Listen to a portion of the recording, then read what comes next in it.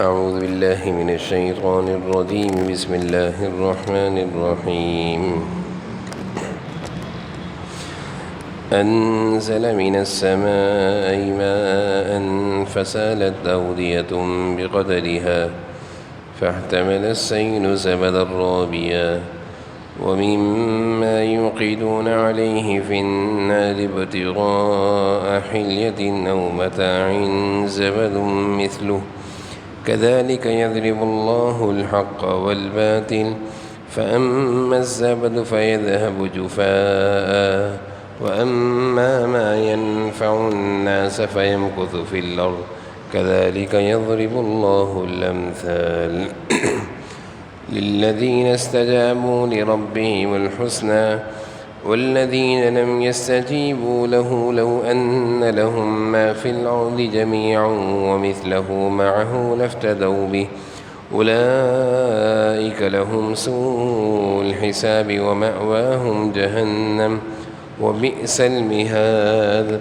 أفمن يعلم أنما أنزل إليك من ربك الحق كمن هو أعمى إنما يتذكر أولو الألباب صدق اللہ العظیم.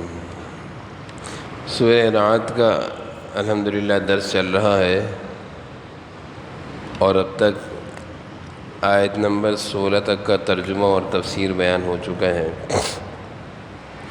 گزشتہ درس میں ہم نے اللہ تعالیٰ کی قدرتوں میں سے خاص طور پر بارش جو اللہ تعالیٰ کی ایک بہت بڑی نعمت بھی ہے، اور اس بارش کے ہونے کے بعد زمین سے جو اللہ تعالیٰ کی مزید نعمتیں ہم کو ملتی ہیں ان ساری چیزوں کا تذکرہ گزشتہ درس میں بہت تفصیل سے ہوا تھا. آج کے درس میں جو پہلی آیت ہے، آیت نمبر 17، اس آیت میں اللہ تعالیٰ نے بہت زیادہ وضاحت سے اس بات کو بیان فرمایا ہے کہ جب بارش آسمان سے برستی ہے تو اس بارش کے ہونے کے بعد بارش کے پانی سے دریا، ندی اور نالے بنتے ہیں. پھر وہ دریا اور ندی اور نالے جو بارش کے پانی سے بھر کر چلتے ہیں تو آپ نے دیکھا ہوگا کہ پانی کے اوپر جھاگ بھی ہوتا ہے، کچرا بھی ہوتا ہے، اور پھر کچھ دیر تک تو وہ پانی کے ساتھ جھاگ اور کچرا چلتا رہتا ہے، اور پھر آگے جا کر جھاگ اور کچرا الگ ہو جاتا ہے اور پانی لوگوں کے استعمال میں آ جاتا ہے. اللہ تعالیٰ اس بات کو مثال سے بیان فرما رہے ہیں کہ جس طرح جھاگ پانی کے اوپر ہوتا ہے اور اس کی کوئی حیثیت نہیں ہوتی، کچرا پانی کے اوپر ہوتا ہے، اس کی کوئی حیثیت نہیں ہوتی، اور جب انسان اپنی ضرورت کے لیے پانی لیتا ہے تو جھاگ کو اٹھا کے الگ کر کے پھینک دیتا ہے، کچرے کو ہٹا دیتا ہے، صاف پانی لے لیتا ہے. اللہ تعالیٰ فرما رہے ہیں اسی طرح حق اور باطل کی مثال ہے کہ باطل حق کے ساتھ ملا ہوا ہوتا ہے، لیکن ایک وقت میں باطل کو حق سے الگ کر دیا جاتا ہے. اور ایک چیز اس مثال سے اللہ تعالیٰ نے اور سمجھائی کہ پانی کے اوپر جھاگ ہوتا ہے لیکن دیکھنے میں بہت زیادہ دکھتا ہے. جھاگ، کچرا پانی کے اوپر ہوتا ہے لیکن دیکھنے میں بہت زیادہ دکھتا ہے، اوپر دکھتا ہے.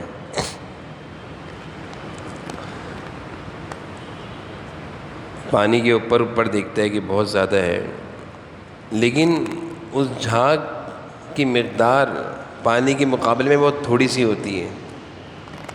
بظاہر اوپر دکھ رہا ہے لیکن اس کی کوئی حیثیت نہیں ہے، وہ تھوڑا سا ہے، وہ ہٹ جائے گا.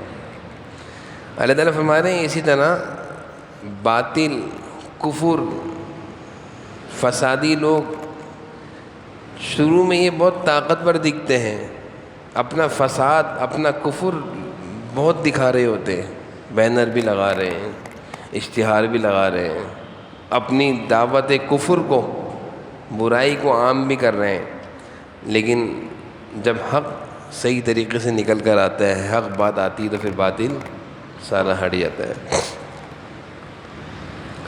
تو اللہ تعالیٰ نے بارش کے پانی سے مثال دے کر یہ بات سمجھائی کہ حق والے اور حق اور دین یہ ہمیشہ قائم رہتا ہے اور ہمیشہ رہتا ہے، اور باطل، کفر، شرک یہ جھاگ کی طرح ہے، یہ ختم ہو جاتا ہے، یہ ختم ہو جاتا ہے۔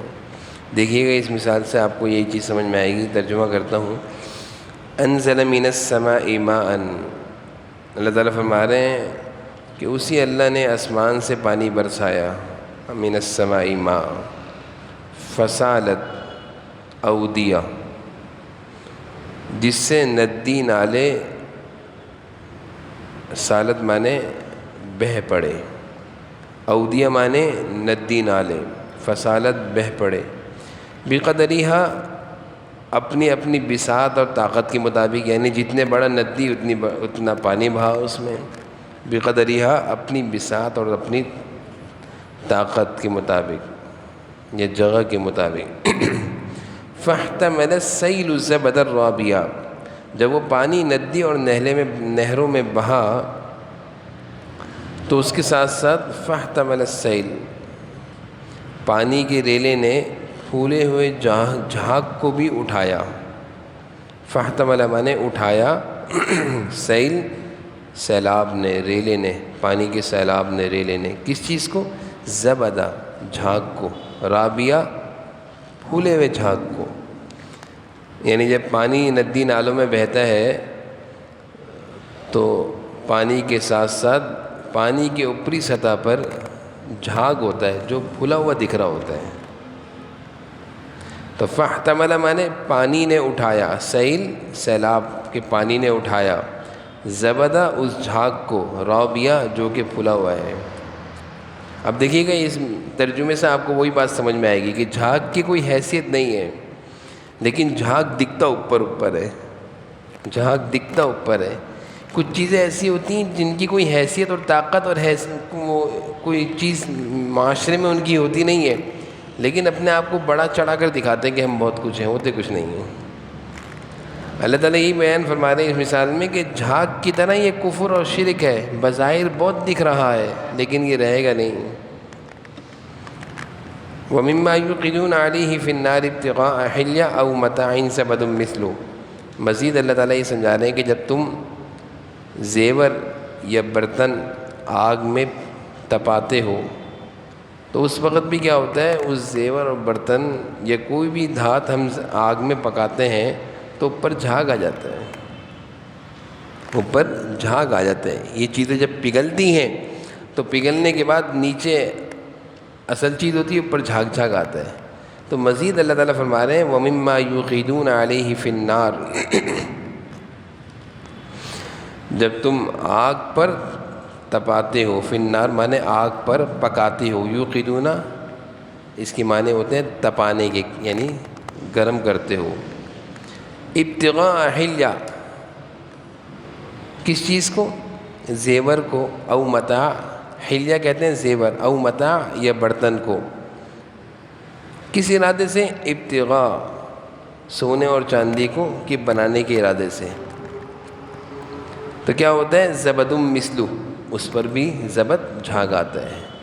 جیسے پانی کے ریلے پر جھاگ آتا ہے، اسی طرح جب زیور یا برتنوں کو یا لوہے کو جب آگ میں تپایا جاتا ہے تو وہ جب پگھلتا ہے تو اوپر جھاگ چھوڑ دیتا ہے۔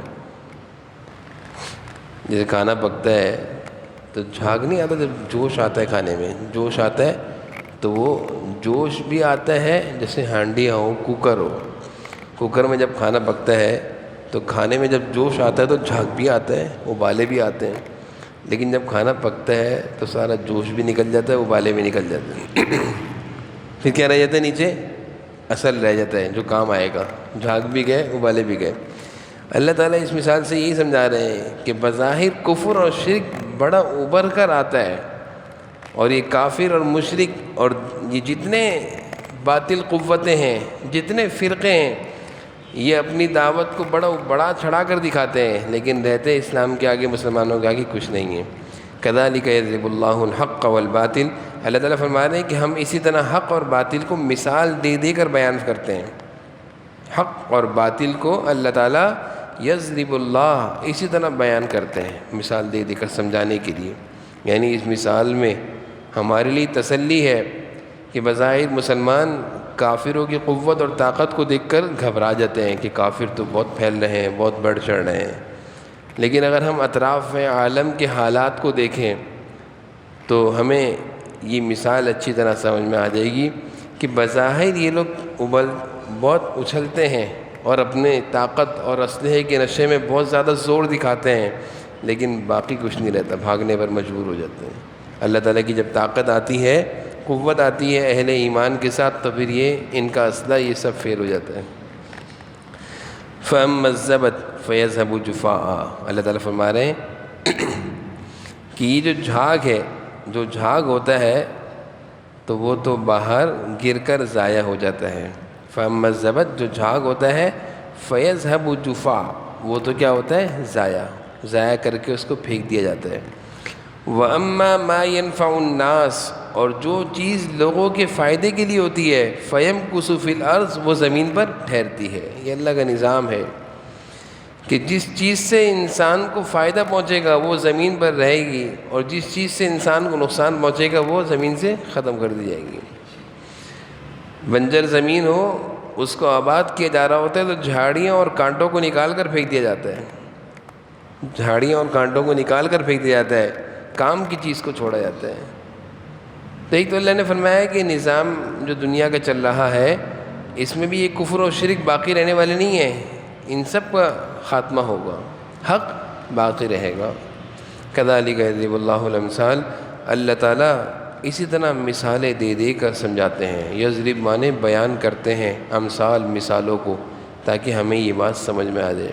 ابھی کتنی اہم مثال ہے کہ اہل ایمان کو اللہ تعالیٰ نے تسلی دینے کے لیے مثال سے سمجھایا ہے کہ کفر کی ظاہری طاقت اور ظاہری ان کی قوتوں کو دیکھ کر گھبراؤ مت، نہ پریشان ہو۔ بہت سارے لوگ کافروں کی اچھی حالت کو دیکھ کر متاثر ہوتے ہیں کہ وہ تو بڑے اچھے ہیں، وہ تو بڑی اچھی حالت میں، وہ تو ظاہری حالت ہے، ظاہری حالت، اوپری حالت ہے، جیسے جھاگ ہے، اس کی کوئی حیثیت نہیں ہے۔ یہ سب ختم ہو جائے گا۔ اصل اہل ایمان کے ساتھ اللہ کی مدد، اللہ کی قوت اور اہل ایمانی باقی رہتے ہیں۔ اگلی آیت دیکھیے گا، لِلَّذِينَ اسْتَجَابُوا لِرَبِّهِمُ الْحُسْنَىٰ، اللہ تعالیٰ فرما رہے ہیں کہ بھلائی انہی لوگوں کے حصے میں ہے جنہوں نے اپنے رب کا کہنا مانا۔ بھلائی، اچھائی انہی لوگوں کے لیے ہے، استجابوا لربہم، جنہوں نے اپنے رب کی بات مانی، انہی کے لیے اچھائیاں ہیں، اچھے حالات ہیں۔ والذین لم یستجیبوا، اور اگلی آیت میں اللہ تعالیٰ فرما رہے ہیں کہ جن لوگوں نے اپنے رب کی بات کو نہیں مانا، اللہ کے احکامات کو تسلیم نہیں کیا، شریعت کے مطابق زندگی گزارنے پر نہیں آئے، حضور اکرم صلی اللہ علیہ وسلم کے طریقوں پر نہیں آئے، نہیں بات مانی، کل قیامت کے دن جب یہ اپنا انجام دیکھیں گے اور انجام دیکھنے کے بعد یہ چاہیں کہ ہم ساری دنیا اور دنیا کی چیزوں کو فدیے میں دے کر اپنی جان چھڑا لیں، تب بھی جان نہیں چھڑا سکیں گے، تب بھی جان نہیں چھڑا سکیں گے۔ دنیا میں ایسا ہوتا ہے کہ انسان جب کسی مسائل میں، مشکل میں، کسی کیس میں جب پھنستا ہے تو اپنی طاقت اور اپنے مال کا سہارا لیتا ہے، اپنے تعلقات کا سہارا لیتا ہے کہ میں اس سے بات کروں گا، میں اتنا پیسے دوں گا، اتنی رشوت دوں گا اور میں نکل جاؤں گا۔ تو بس اوقات بڑے بڑے کیسوں میں اور بڑی بڑی مشکلات میں اور انسان پھنستا ہے، لیکن دنیا میں کہیں نہ کہیں سے وہ مال دے کر نکل جاتا ہے۔ اللہ تعالیٰ فرما رہے ہیں اگر تم نے ہماری نافرمانی کی زندگی گزاری اور اس نافرمانی کا انجام جہنم ہے، کل تم جہنم کے عذاب سے بچنے کے لیے، اس مشکل گھاٹی سے بچنے کے لیے ساری دنیا بھی اور دنیا کی ساری چیزیں بھی لفتدوا بھی فدیے میں دو گے، جان چھڑانے کے لیے رشوت میں دو گے، تب بھی بچ نہیں سکو گے۔ وہاں کسی کا زور نہیں چلے گا، وہاں تو اللہ کے سامنے تو اعمال چلیں گے، نیکیاں چلیں گی، جیسا کیا ہوگا ویسے ہی انسان کے سامنے آئے گا۔ والذین لم یستجیبوا، اللہ تعالیٰ فرما رہے ہیں لم یستجیبوا وہاں پہ، اور جس نے کہنا نہیں مانا، لم یستجیبوا جس نے کہنا نہیں مانا، اللہ تعالیٰ کی بات نہیں مانی.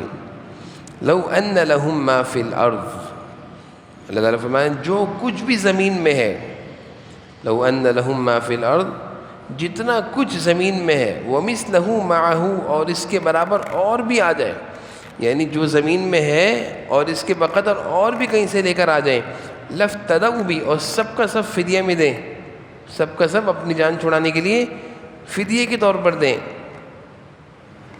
تب بھی نہیں بچ سکیں گے.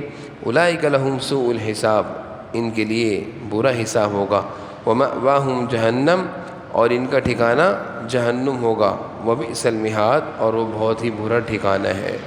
اس آیت سے اللہ تعالیٰ نے اس بات کو واضح طور پر ہمیں سمجھایا کہ اگر ہم دنیا میں اچھائی اور بھلائی اور نیکیوں کے کام کرتے ہیں اور اچھے کاموں کو قبول کرتے ہیں، اور حضور صلی اللہ علیہ وسلم جو زندگی اور قرآن کریم جو شریعت اور دین ہمیں سمجھا رہا ہے اس کو قبول کرتے ہیں، تو اس کے بدلے میں اللہ تعالیٰ کی طرف سے ہمارے لیے اچھائیاں ہیں، بھلائیاں ہیں، دنیا کی زندگی میں آسانیاں ہیں. اور اگر ہم نے اللہ تعالیٰ کے احکامات کو قبول نہیں کیا، لم یستجیبوا نہیں مانا، تو کل قیامت کے دن نتیجے میں کیا ہوگا؟ جہنم جانا ہوگا. اور اس جہنم کی گھاٹی سے بچنے کے لیے اگر کوئی شخص ساری دنیا اور دنیا کے برابر اور بھی کچھ دینا چاہے، یعنی یہ پوری دنیا، اس کی ساری دولت اور اتنی دولت کہیں اور سے لے کر آ جائے، یہ سب ملا کر بھی اپنی جان چھوڑانے کے لیے دینا چاہے، تب بھی وہ برے حساب سے اور جہنم کے ٹھکانے سے اور برے ٹھکانے سے نہیں بچ سکے گا. بچنے کی ایک ہی صورت ہے، اللہ اور اس کے رسول کی بات کو مان لینا. آگے دیکھیں، افمن یعلم انما انزل الیک من ربک الحق کمن هو اعمی انما یتذکر اولو الالباب.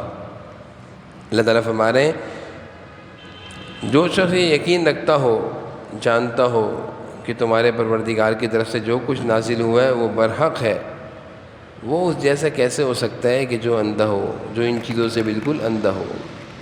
یعنی ایک وہ آدمی جو اللہ تعالیٰ کی طرف سے احکامات جو نازل ہوئے ہیں ان کو حق پر سمجھتا ہے، تو وہ اندھا جیسا تھوڑی ہو سکتا ہے. کمن ہوا اعمیٰ، جیسے کہ کوئی اندھا ہو. حق بات کو قبول کرنے والا، حق بات کو ماننے والا، اور ایک وہ شخص جو ان چیزوں کو نہیں مانتا، تو اللہ تعالیٰ نے اس کو مثال دی ہے اندھے سے. تو جس طرح دنیا میں ہم دیکھتے ہیں کہ ایک آدمی آنکھوں والا ہے اور ایک نابینا ہے، یہ دونوں برابر نہیں ہیں. ایک وہ آدمی جس کی سماعت ہے، ایک وہ ہے جو سماعت سے محروم ہے، سننے سے محروم ہے، بہرا ہے، دونوں برابر نہیں ہیں. اسی طرح اللہ تعالیٰ فرما رہے ہیں افمن یعلم کہ جو آدمی یقین رکھتا ہو کہ انما انزل کہ جو کچھ اللہ نے نازل کیا ہے من ربک الحق، یہ اللہ کی طرف سے سب کچھ حق ہے، درست ہے، صحیح ہے، میں اس پر ایمان لاتا ہوں. تو اللہ تعالیٰ فرما رہے ہیں کمن ہوا اعمیٰ، یہ اس جیسا کیسے ہو سکتا ہے جو بالکل اندھا ہو. یہ اندھا جیسا کیسا ہو سکتا ہے؟ یعنی اس جیسا آدمی یہ نہیں ہو سکتا کہ جو ماننے سے انکار کرتا ہو. انما یتذکر اولو الالباب، حقیقت یہ ہے کہ نصیحت تو وہی لوگ قبول کرتے ہیں. حقیقت تو یہ ہے کہ یتذکر اولو الالباب، یتذکر نصیحت وہی لوگ قبول کرتے ہیں، اولو الالباب جو عقل مند ہیں، یعنی جو عقل و ہوش رکھتے ہیں. یہ باتیں انہی لوگوں کو سمجھ میں آتی ہیں، اور جن لوگوں کے پاس عقل و ہوش سمجھداری نہ ہو تو یہ باتیں اس کو سمجھ میں بھی نہیں آتی.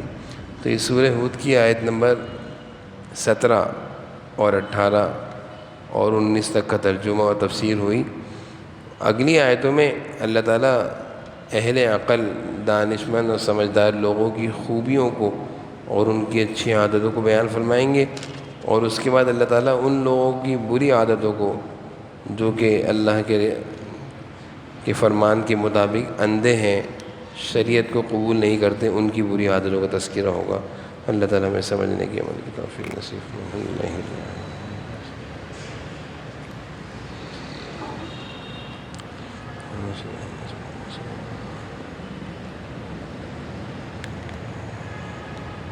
صلی اللہ تعالیٰ نبی کریم وعلیہ وسلم.